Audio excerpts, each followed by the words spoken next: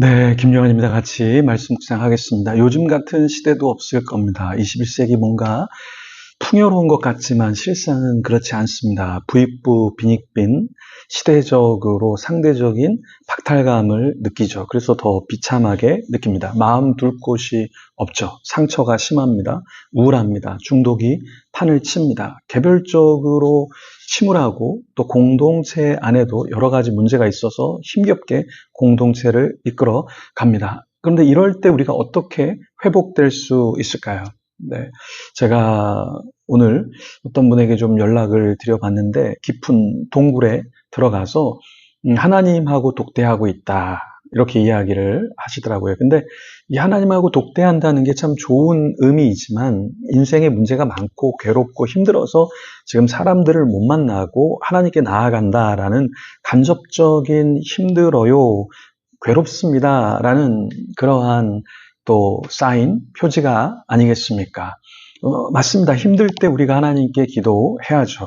그런데 사실 다른 방법을 추구한다고 해서 사실 우리의 문제가 해결되는 건 아닌 것 같습니다. 특별히 심적인 문제는 하나님께 나아가서 우리가 하나님을 신뢰하고 하나님이 책임지신다라는 그 마음, 확신이 들 때 우리가 살아날 수 있겠죠. 역대하 29장에 어떠한 내용이 나오냐면 히스기야 통치 시기에 아버지 아하스가 하나님을 배반하고 성전 문을 폐쇄했는데요. 이 히스기야는 하나님 앞에 성전 문을 다시 재건하고 예배를 회복시킵니다. 그러면서 하나님께서 어둠의 그림자를 몰아내는 것을 직접 목도하게 되었죠. 그 내용을 같이 한번 살펴보겠습니다. 성경 속으로 들어가 보겠습니다. 1절부터 읽겠습니다. 히스기야가 왕위에 오를 때 나이가 25세라 예루살렘에서 29년 동안 다스리니라. 그의 어머니의 이름은 아비야요 스라야의 딸이더라. 히스기야가 그의 조상 다윗의 모든 행위와 같이 여호와 보시기에 정직하게 행하여 첫째 해 첫째 달에 여호와의 전 문들을 열고 수리하고 제사장들과 레위 사람들을 동쪽 광장에 모으고 그들에게 이르되 레위 사람들아 내 말을 들으라. 이제 너희는 성결하게 하고 또 너희 조상들의 하나님 여호와의 전을 성결하게 하여 더러운 것을 성소에서 없애라. 자, 여기 참 재밌는 내용이 있는데요. 1절에 보면 히스기야의 배경에 대해서 이야기를 합니다. 히스기야가 25세 때에 왕위에 올랐습니다. 그 나이에 부모님의 영향을 많이 받았겠죠. 근데 아버지는 앞서 이야기한 것처럼 성전의 문을 폐쇄했던, 영적으로 눈이 어두웠던 그런 분이었습니다. 아버지 아하스를 보면 히스기야 같은 인물이 나오기가 굉장히 어렵죠.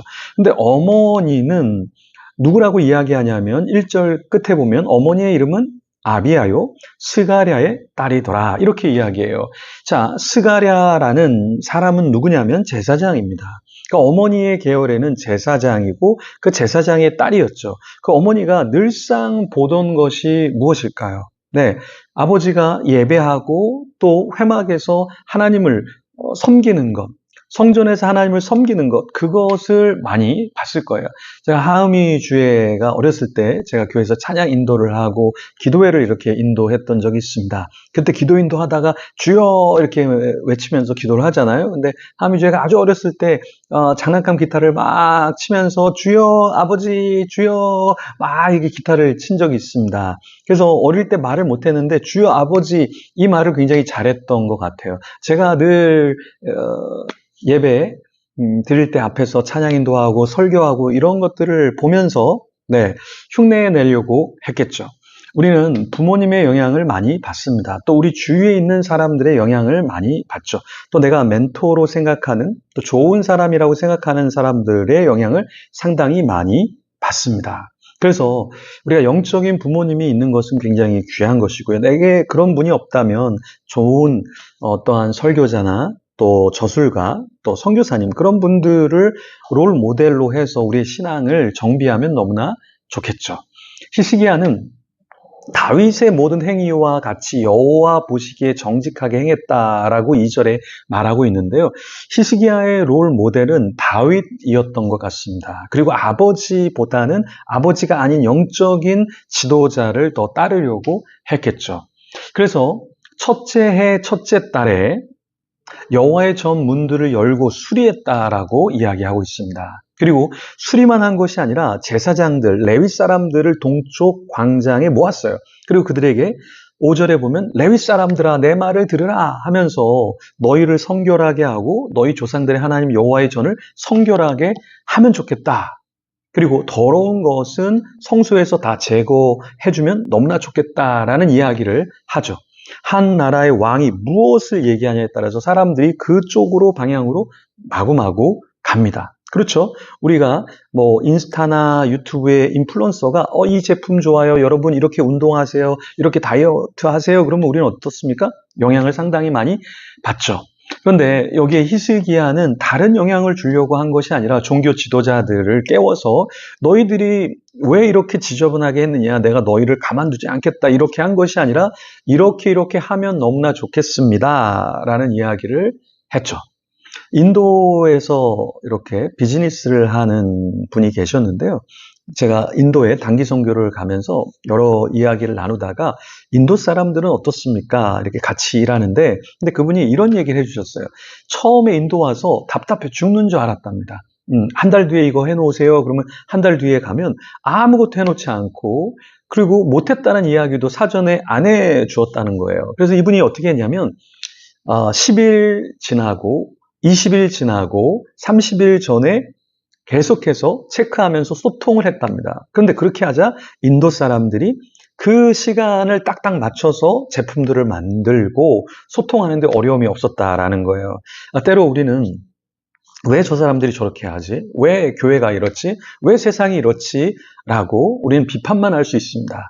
그런데 그 비판을 내려놓고 내가 그 사람과 내가 그 교회와 내가 그 주위에 있는 사람들과 소통한다면 우리는 아름다운 교제, 아름다운 공동체, 아름다운 하나님의 나라를 만들 줄 믿습니다. 그런 저와 여러분이 되기를 소망합니다. 기도하겠습니다. 하나님 감사합니다.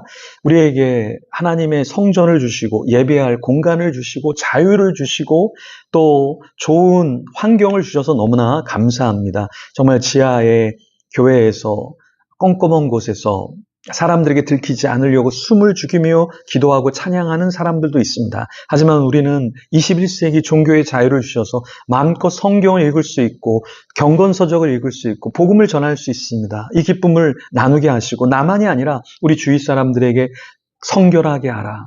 그 있는 장소를 거룩하게 하라. 우리도 제사장의 역할을 또 히스기야 같이 이런 리더십을 갖는 한 사람 한 사람 되게 하여 주시옵소서. 감사합니다. 예수님 이름으로 기도합니다. 아멘. 계속해서 기도하며 나가겠습니다.